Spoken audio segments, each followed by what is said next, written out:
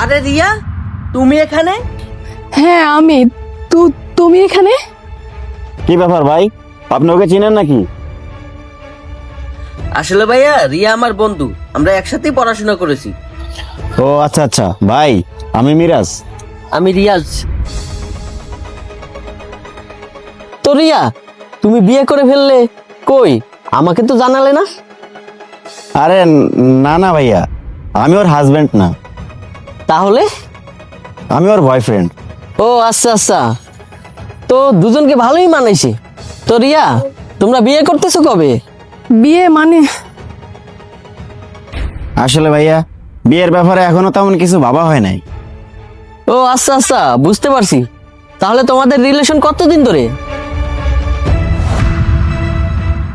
আসলে ভাইয়া আজকে আমাদের ফার্স্ট মিট।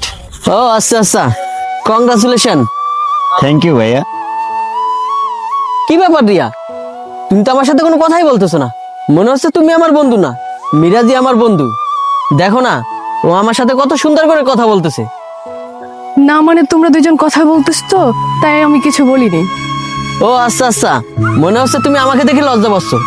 আচ্ছা ঠিক আছে, আমার জন্য যদি তোমাদের কোনো প্রবলেম হয় তাহলে আমাকে বলো, আমি চলে যাই। তোমরাই একা একা কথা বলো। না না, সমস্যা হবে কেন? কোনো সমস্যা হচ্ছে না।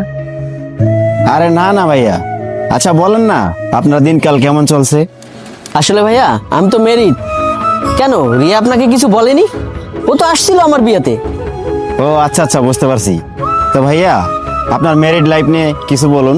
আসলে ভাইয়া আপনাদের সাথে আর কি লুকাবো, আমি সিদ্ধান্ত নিয়েছি আমার মনে হয় আর সংসারটা করা হবে না।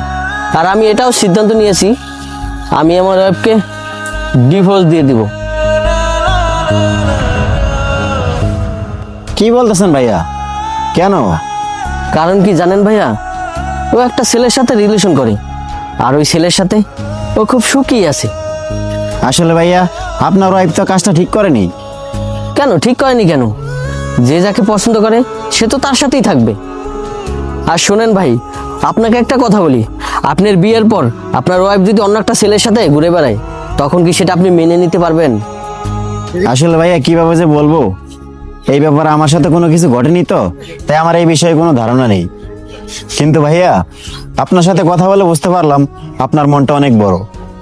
হ্যাঁ সেটাই, তবে এখন মনে হচ্ছে সেই মনে আমার ওয়াইফকে আর কখনো জায়গা দিতে পারবো না। আচ্ছা ভাইয়া বাদ দেন না ওসব কথা, তবে আপনার ওয়াইফ জীবনে অনেক পস্তাবে। সেটা তো সময় বলে দিবে। আচ্ছা ঠিক আছে ভাই, আপনারা কথা বলুন, আমি এখন আসি। ঠিক আছে, আল্লাহ হাফেজ। আল্লাহ হাফিজ। মিরাজ তুমি একটু দাঁড়াও, আমি ওনাকে একটু আগে দিয়ে আসি। ঠিক আছে, যাও।